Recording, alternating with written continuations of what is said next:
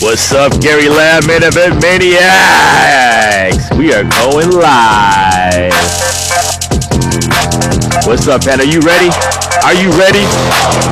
Ladies and gentlemen, damas and caballeros, sports fans throughout the universe, welcome to Gary Lamm, Main Event Mania Live.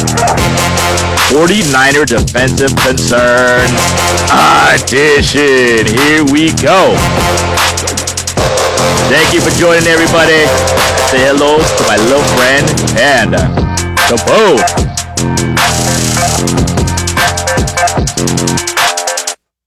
All right, friends. Thank you for joining Gary Lamm, Main Event Mania. And I'm going to talk about the main thing, the main concern. Nick Bosa isn't signed yet. But look it, I said it before, I'll say it again. Never trust anyone that says, don't worry about it. I knew it was an issue because of the way the 49ers were so lackadaisical about it. But, you know, it looks like we're going to sign him. But we're going to act as if we signed Nick Bosa. And I just want to give you something to watch out for. And if you watch any preseason games, it's kind of been a major concern how the 49ers have not been able to stop the run. It hasn't looked good. And it's not surprising, and I'm going to tell you why. The San Francisco 49ers run a wide nine defense. It's concerning, but not surprising. The 49ers run a wide nine defense. That means all the defensive linemen are spread out. But what our previous defensive coordinators have been able to do, D'Amico Ryans and Robert Saleh, they've solved that riddle. Notoriously, the wide nine, a heavy pass rush defense, because you're relying on the front four. It's built to get a good pass rush, not to stop the run. But to the credit of the 49ers defensive coaches past Robert Saleh and just said his name, D'Amico Ryan, the 49ers have resolved that issue, and we brought in it, and we are committed to this wide nine. We got Nick Bosa on one end. We should find Javon Hargrave up the middle. And usually want to get a speed rusher on the other side of Nick Bosa.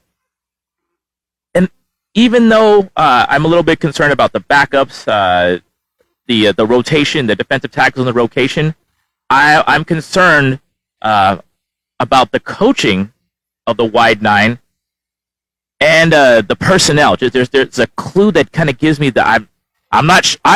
It's not a for sure they don't know how to do it. But there's some question marks, and if Steve Wilks knows how to stop it, and I like Steve Wilks. He's a defensive back coach. 49ers have not had a perfect defensive backfield in my tenure watching them. I hear he's a hands-on coach, but here's where my concern starts: a red flag. Let's just go back to. Before the coaches were named, before Steve Wilks was named as a defensive coordinator, nothing against him. Vic Fangio, famously one of the best defensive coordinators in the league. Under the Harbaugh era, he was fantastic, but notoriously runs a 3-4 defense. That means 3 down linemen and 4 linebackers, and that's a tremendous run-stopping defense. And you're losing. You lost your last 2 defensive coordinators, Robert Saleh, who's on the Jets, and D'Amico Ryan, who is now head coach of the Texans, to be head coaches. That means they're doing a great job. They're getting paid in the shade, and they were fantastic for the 49ers. And they have solved the riddle to making the 49ers one of the top, if not always the top, rushing defense in the NFL in the wide nine with the spread out 4 down linemen. And they're gone. But great. But we had Vic Fangio, who runs one of the best defenses in the NFL, an old sage, someone who can, be another ear for Kyle Shanahan to listen to, a veteran out there. But they chose not to go with him. No one knows exactly why. It could be because maybe Nick Bosa doesn't fit the wide nine or whatever, right? If that's the case, yeah, give me what if Nick Bosa don't like it, fine. But if you're not going to sign Vic Fangio and you're having this problem with Bosa already still not signed, that's annoying to me. I gotta breathe my annoyance with the 49ers. The most logical reason why you don't get a top-notch, experienced defensive coordinator, Vic Fangio, who was in your building, he was just hanging out just for fun, signing with the Dolphins,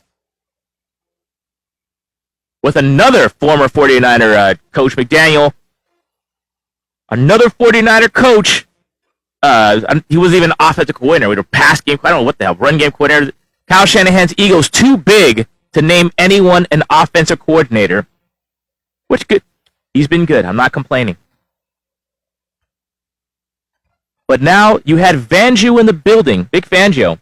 Tremendous. And that would have been exciting. And the reason why I excuse us, like maybe they don't want to change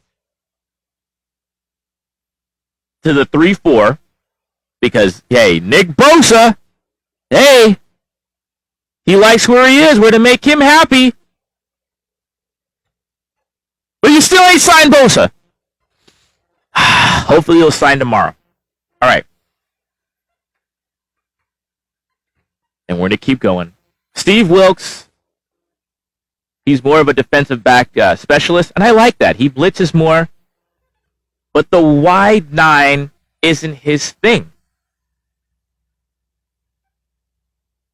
And I said, I'm not saying it ain't gonna work.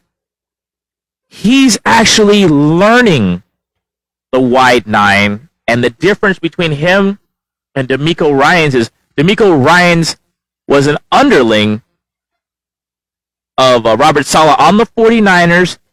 He knew how to run the defense. He's on the bench watching, okay, you know what? When I get my turn, I'm going to do it this way. And boy, did he turn it up. Boy, did DeMeco Ryans turn up. The 49ers had a fantastic defense. But Wilks is coming in, learning the wide nine because the 49ers had a prerequisite that you had to run the wide nine. And look at, fine. I'm not saying he can't do it.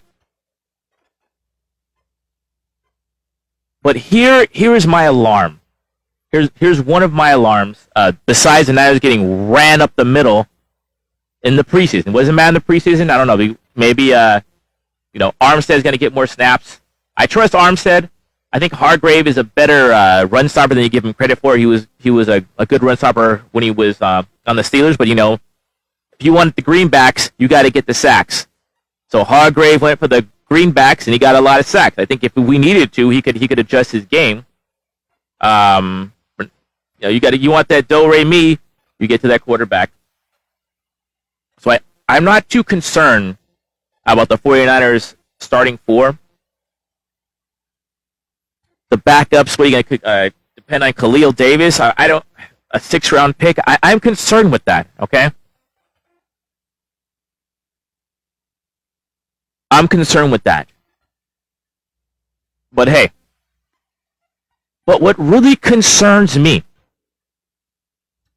is one of the things that made the 49ers a tremendous run-stopping team in this pass-happy league is solid nickelbacks. The 49ers are stacked at linebacker, but in the NFL, when there's so much three wide, you play so much nickel. On many occasions, the starting lineup is introduced. The nickelback is introduced with the starting lineup, and forever we had K1 Williams, tremendous in coverage, tremendous hard-hitting tackler. And last year, K1 was gone, and we moved in Jimmy Ward, who was sensational, maybe even better than K1. These are, and like Jimmy Ward, what a phenomenal player. That's a huge loss. I mean, he knocked out Pollock in the Cowboy game. That may be the difference. That was, if you remember, we did not cakewalk the Cowboys. That was one of the most stressful games in my history of watching 49ers. If you can go back to that time, no one likes to the Cowboys, first of all. That was a stressful game. The Cowboys kept Brock in the pocket, but, it was a stressful game, and a big reason why we won is because in our nickel defense, in the wide 9, we could stop the run. A lot of that was Jimmy Ward, and we didn't re-sign him.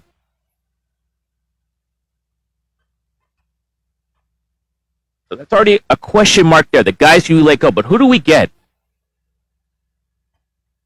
On the recommendation of Steve Wilkes, the new defensive coordinator, we picked up Isaiah Oliver, and I'm just he has a height and weight. He like an Ambry Thomas. He has the height and weight and length.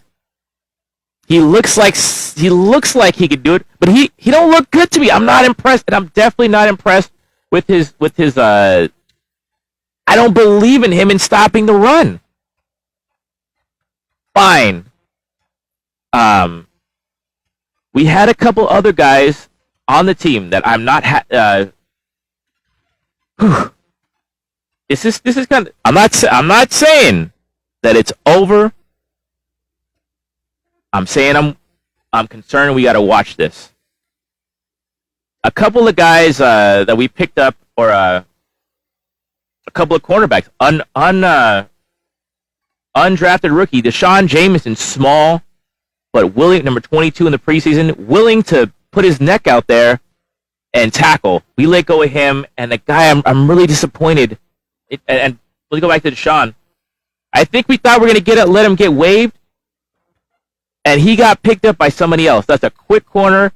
He also has the skill of returning, and we let him go. I don't like that move by the 49ers. I don't think we valued that enough. And then Quantrez Knight, he's like a safety playing corner, versatile, another hard hitting, run stopping corner that you need if you're going to run this wide 9, especially in the nickel. And he got cut too. So I'm wondering what they're going to do. And I don't love the talk of putting Diamondor Lenore in the nickel, switching him back and forth.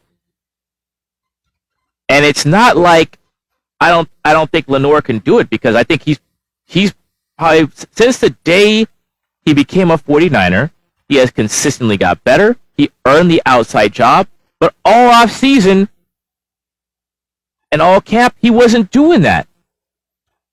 This is his first time starting on the outside, and just because Isaiah Oliver can't get the job done, now it's up to Lenore to go back and forth. I don't like that. On a first year starting outside corner, I think why does he got to do that? I don't like that. I don't like it. And I'm questioning the run stopping ability of the 49ers, and if Steve Wilkes really gets the wide 9, I know he gets the defensive backs. I think all defensive backs have looked good except for Isaiah Oliver. And I don't think he's the kind of personnel that does well in this wide 9 system, because a nickelback just really needs to be a linebacker, a mini linebacker, especially stopping the run in this defense. So that's my concern. Does the coach know how to run the defense, which is notoriously tough for stopping? That notoriously has a hard time stopping the run.